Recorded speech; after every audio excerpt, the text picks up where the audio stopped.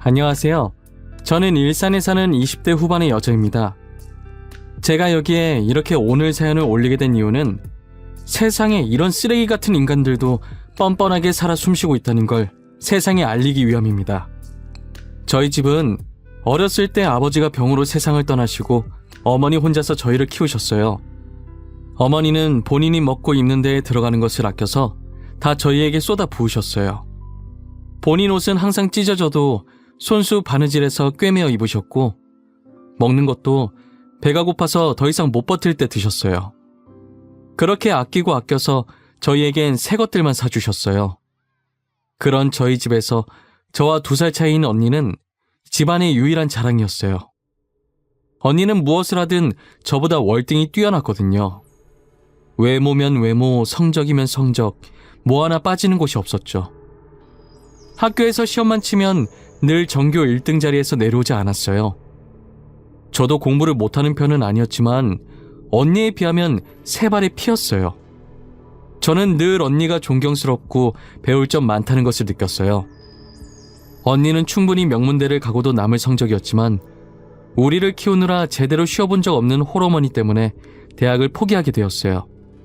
대신 자격증을 따서 일찍이 회사에 취업을 한 거예요. 첫 월급은 어머니께 다 드리고 그 다음 월급들은 조금씩 차곡차곡 모아서 제가 대학교에 들어갈 때 대학 등록금으로 내줬던 착한 언니였어요. 그런 언니가 회사 지인의 소개로 변호사인 예비 형부를 만나게 된 거예요. 편의상 앞으로는 그냥 형부라고 말할게요. 형부는 정말 언니한테 잘해줬어요.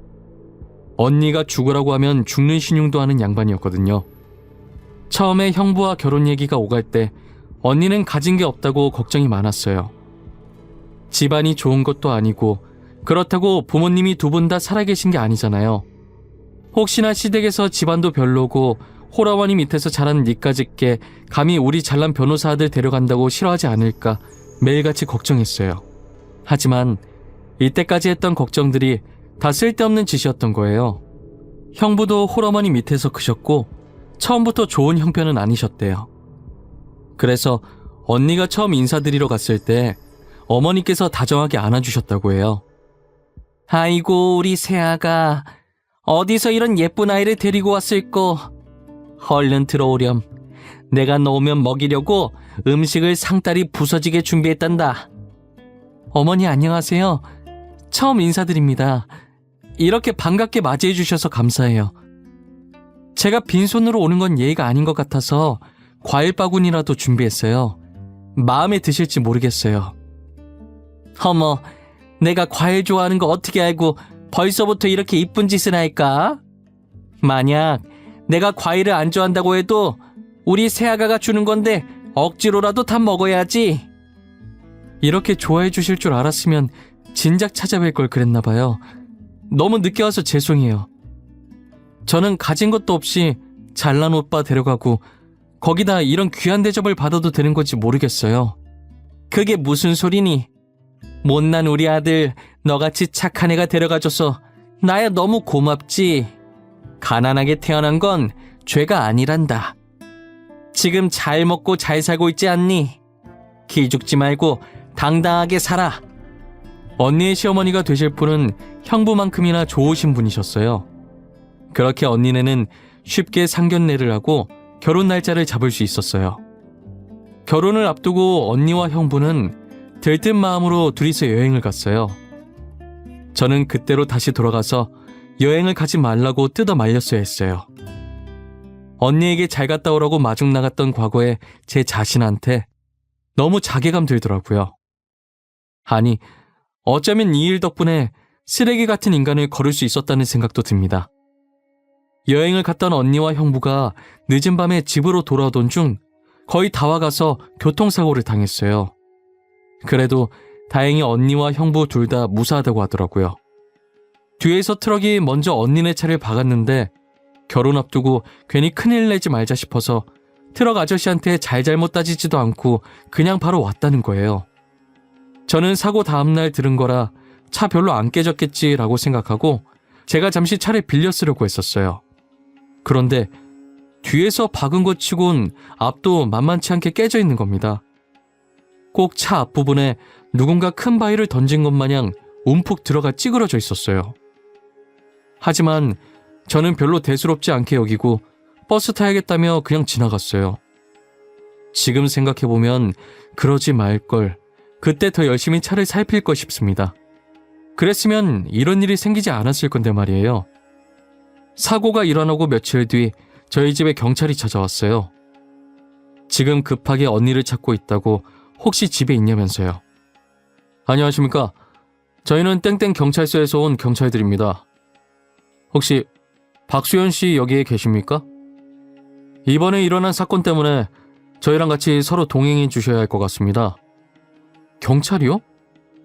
저희 언니인데 무슨 사건 때문에 그러시는 거예요? 혹시 언니가 무슨 잘못이라도 한 거예요? 뭐야? 아침부터 왜 이렇게 시끄러워? 누가 왔어? 경찰들이 우리 집에 무슨 일로 오셨대? 박수현 씨? 저희랑 같이 서로 가주셔야 할 것 같습니다. 땡땡과 땡땡땡땡 차주 맞으시죠? 당신을 뺑소니범으로 체포합니다.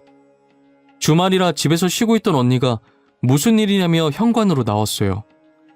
언니가 나오자마자 경찰이 다짜고짜 언니 손목에 수갑을 채우더니 글쎄 뺑소니범으로 언니를 체포한다는 거예요. 드라마에서만 듣던 미란다 원칙을 실제로는 처음 들어봤어요. 하지만 언니는 몇 년째 장롱면허 수준으로 운전을 잘할 줄 모른단 말이에요. 그런 자신의 운전 실력을 잘하는 언니가 평소에 집 앞 잠깐 마트 갈 때 말곤 차 운전도 잘 안 하는데 느닷없이 뺑소니를 했다고 하니 저희는 도저히 믿기지 않았어요. 당사자인 언니도 그런 적이 없으니 영문도 모른 채 자기는 아니라고 소리 지르며 잡혀갔어요. 저 또한 상황 파악이 전혀 안 되었고 엄마는 뺑소니범이라는 소리에 그 자리에서 기절하셨어요. 결국 언니는 가해자 신분으로 재판까지 가게 되었어요. 재판에 제가 참관하게 되었는데 언니는 본인이 한 일이라고 인정하더라고요. 저는 재판 중에 일어난 언니의 모든 행동들이 도저히 이해가 안 되는 거예요. 그때부터 이 사건에 엄청난 무언가가 있다는 생각이 들기 시작했어요. 언니는 모든 혐의를 인정하고 교도소에 들어갔어요. 저는 언니의 재판이 끝나자마자 곧장 형부가 있는 로펌으로 찾아갔어요. 형부, 이게 어떻게 된 일이에요? 언니가 왜 뺑소니범으로 잡혀가는 건데요? 저희 언니 운전 실력 형부도 잘 알고 있잖아요. 지금 이게 말이 되는 일이에요? 뭔가 잘못된 거죠? 처제, 이건 나도 어떻게 할 수가 없어. 모든 증거들이 다 수연이를 가리키고 있었어. 진짜 빼도 박도 못하는 상황이었다고. 나한테 와봤자 해결되는 건 하나도 없어. 말이 되냐고요. 운전이라고 해봤자 집 앞 5분 거리 마트 갈 때 말곤 운전 안 하는 사람이에요. 이거 뭔가 잘못됐어요. 나 이 일 절대 그냥 못 넘어가요. 진범 형부가 못 찾아내면 제가 찾아내요.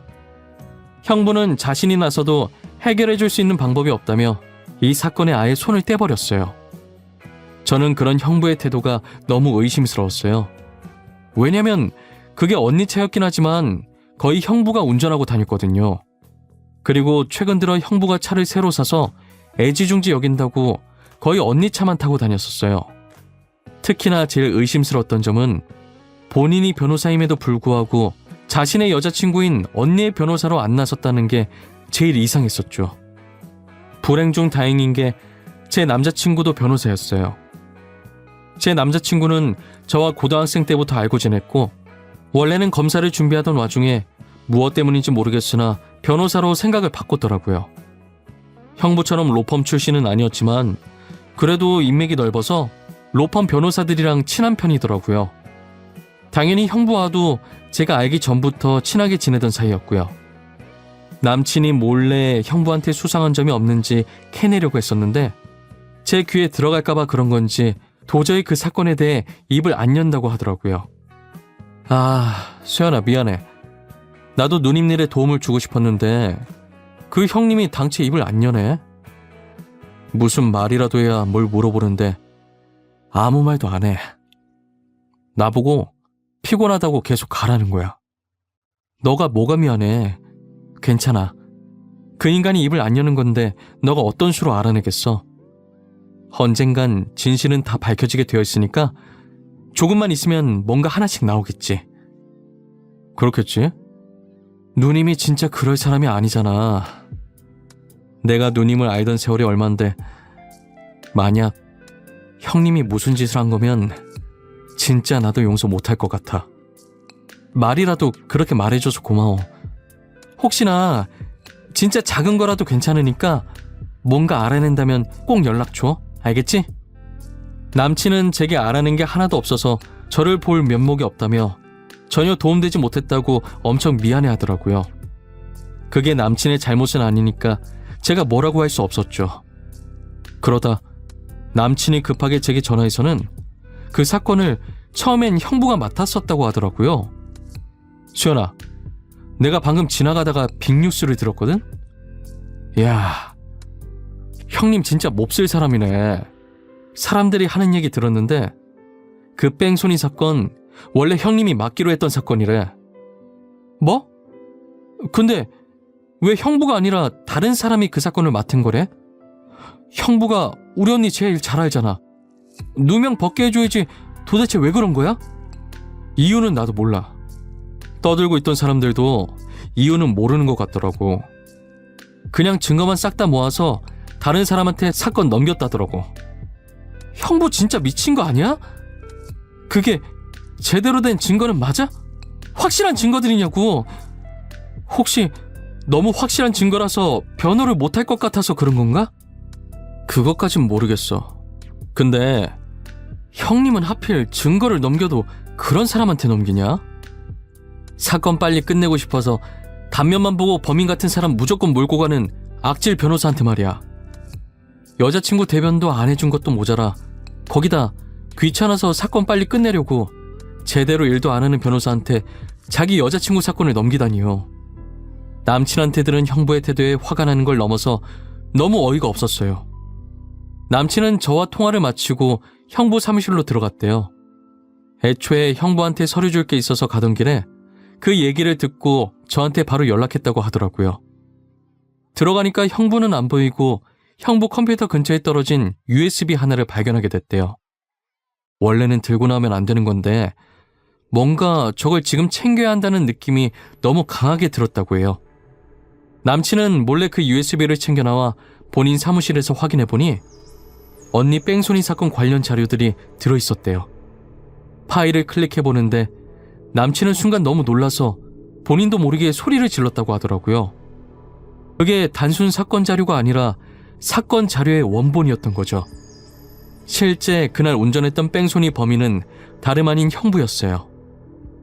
언니 차에 있던 블랙박스 영상을 형부가 들고 있었는데요. 그 영상엔 형부가 운전했다는 증거들이 있었어요. 자기야, 나 노래 틀어도 돼? 자기 운전 방해 안 되게 소리 작게 해서 틀게. 지금 이렇게 가는 건 조금 지루하지 않아? 졸릴 수도 있고. 나는 상관없어. 오히려 시끄러운 게 좋지.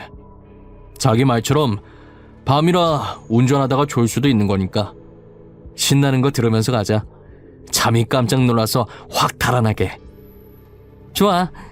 내가 그럴 줄 알고 아주 신나는 노래들로 리스트 뽑아놨지요. 잠이 올 새도 없을 거야. 내가 다 쫓아낼 거니까. 영상엔 이런 대화가 있었는데 형부가 이걸 프로그램으로 음성을 살짝 바꿔서 조작했더라고요. 누가 들으면 정말 언니가 운전했다고 믿을 정도였어요.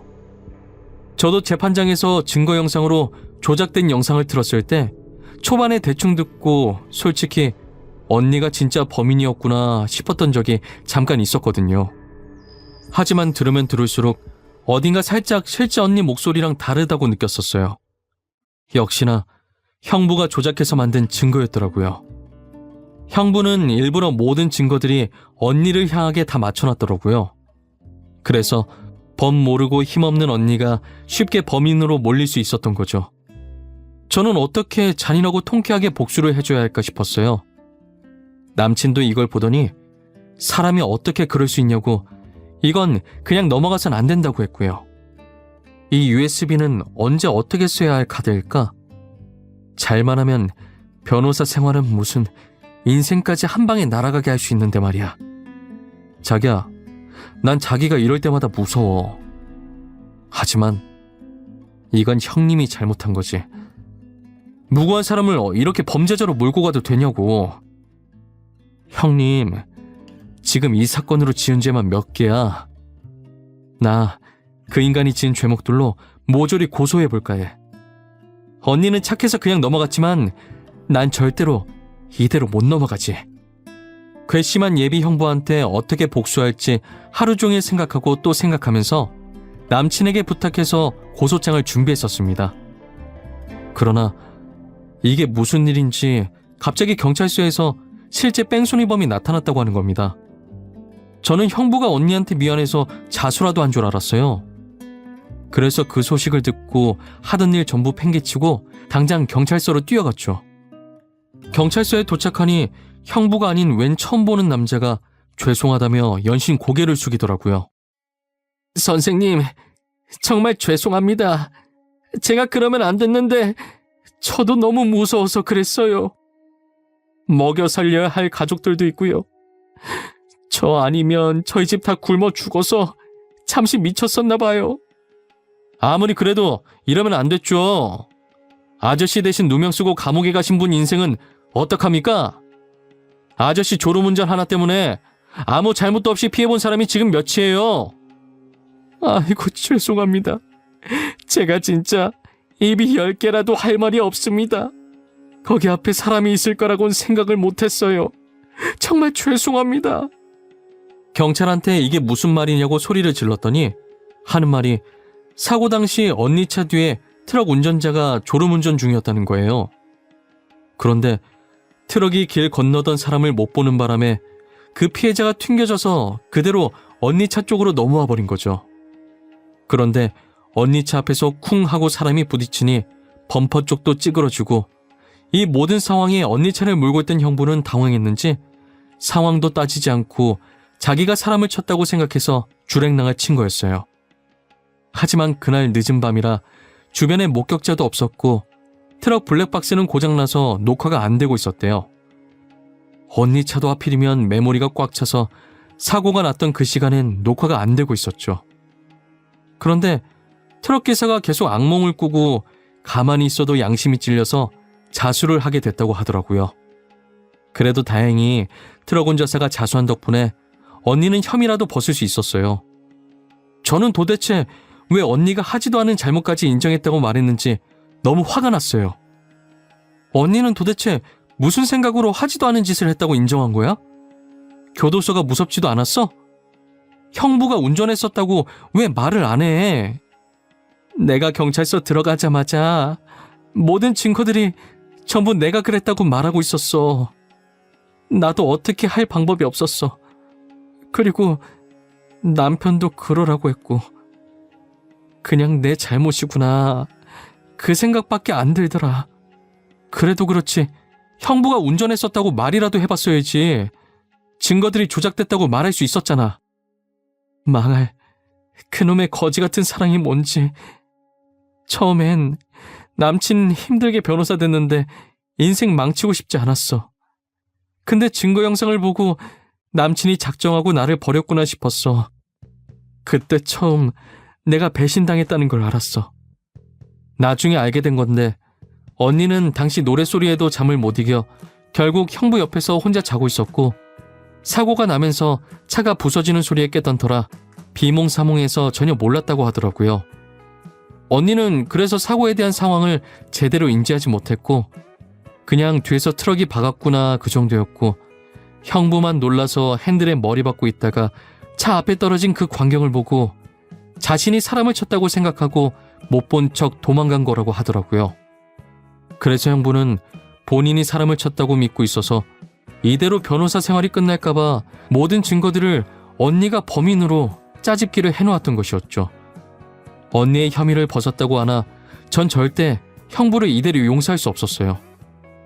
남친에게 받았던 증거들을 모조리 모아서 증거인멸 및 위조죄와 무고죄, 명예훼손죄로 형부를 고소했고 조작했던 증거들을 인터넷에 뿌리면서 로펌 변호사의 실체라고 익명으로 글을 올렸어요. 댓글은 난리가 났고 실시간으로 여러 커뮤니티에서 제 글을 퍼가기 시작했어요. 결국 형부는 변호사 생활을 그만둘 수밖에 없었고 그리고 재판장에 서게 되었어요. 판사는 법을 잘 알고 이걸 악용한 형부를 보고 괘씸하다며 최고형을 선고하였습니다. 사람의 탈을 쓰고 어떻게 이런 무거운 짓을 벌일 수 있을까요? 이 사건으로 인간이 지닌 추악함의 끝은 어디까지인지 볼 수 있었던 것 같습니다. 세상 살아가는 게 쉽지 않다지만 이 정도로 쓴맛일 줄은 꿈에도 몰랐네요. 여러분들은 저희 언니가 겪은 사건 사고 안 겪었으면 좋겠습니다. 정말 가족으로서 너무 마음이 찢어졌어요. 그것도 결혼할 예비 형부가 이런 짓을 할 줄 알았겠어요? 지금까지 제 사연을 들어주신 모든 분들께 감사드리고 다들 행복한 하루 되세요.